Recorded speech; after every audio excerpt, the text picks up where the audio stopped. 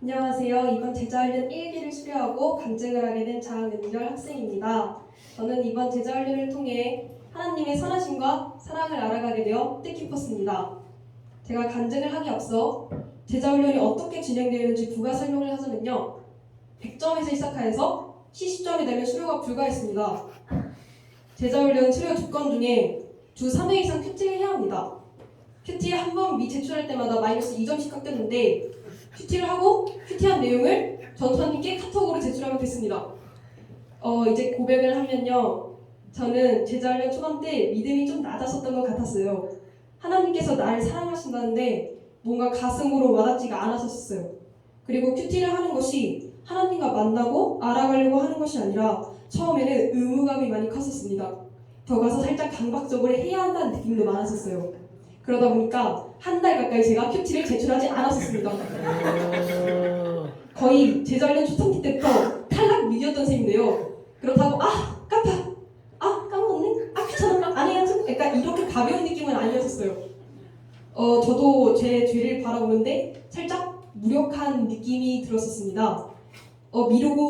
미루다가 더 이상 못 참겠어 제가 어느 날 괴로운 마음에 큐티책을 펼쳤었어요. 그리고 제가 그때 두려움을 직시했습니다. 그때 제가 관찰한 내용인데요. 제가 읽어드릴게요. 3주 동안 의지는 많았지만 큐티를 미뤘던 모순적인 행동을 매일 직시했다.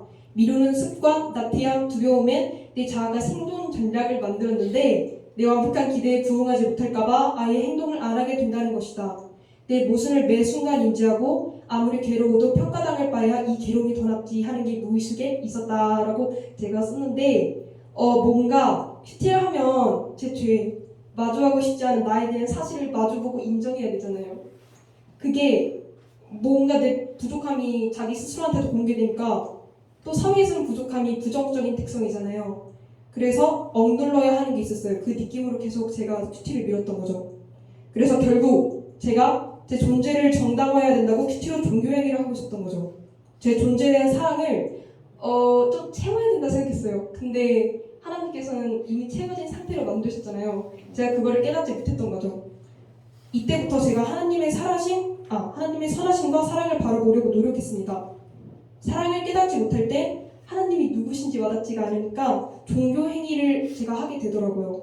또 이때 전도사님께서 매번 하신 말씀이 종교 행위 아무짝에 쓸데없다. 사랑이 먼저다 하셨던 것도 제 뇌에 막혔었고 또 큐티 앞장에 미가 6장 8절 말씀이 있었는데 제가 읽어드릴게요. 사람아 주께서 선한 것이 무엇임을 내게 보이셨나니 여호와께서 내게 구하시는 것은 오직 정의를 행하며 인자를 사랑하며 겸손하게 네 하나님과 함께 행하는 것이 아니냐. 이 말씀이 굉장히 와닿습니다. 그래서 초창기 많은 시간을 나태함에 빠져서 좀 도파민 중독으로 하루를 힘겹게 보냈었습니다. 그때마다 다시 삶을 살게 해준 건 용기로 하나님을 찾고 마음 깊은 곳이 울려서 진정성이 되살아나고 그럼 죄를 인정하게 되고 회개하고 그럼 위로받는 듯한 느낌이 들면서 하나님의 사랑이 느껴졌습니다. 하지만 게임과 SNS로 빠지면 도파민 과다해서 재미는 없지만 이렇게 불안을 잠재우려고 핸드폰 이렇게 보고 폰만 보고 그런 스스로를 죄책하고 다시 죄로 빠져들었습니다.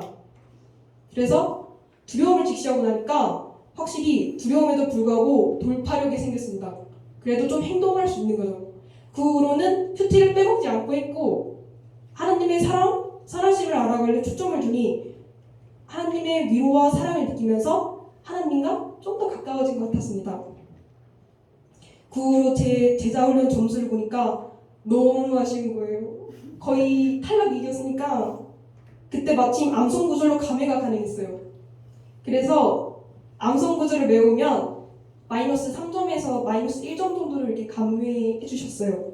또 그때 도사님께서 욕심을 가져라, 암송구절 잘 외워서 감회도 하고 이렇게 좀 흘려서 말씀하셨는데 제가 그게 너무 도전이 됐었습니다. 그래서 그때 제 삶의 목적으로 제가 하나님의 선하신 사랑을 알아가기로 제가 글을 좀 쓰고 이를 실현한 목표로 제자훈련 끝날 때까지 100점으로 통과하기를 제가 글에 썼었습니다. 그래서 암송을 열심히 했어요. 그러니까 일상에서 지하철 타다가 샤워하다가 멍 때리다가 갑자기 예배소서 2장 10절 우리는 그가 만드신 바라 그리스도 예선에서 선한 일을 위하여 진심을 받은 자니 이 일을 하나님이 전에 예배서 위로 그가 만든 생각에 하시는 막 이러면서 암송을 열심히 했습니다.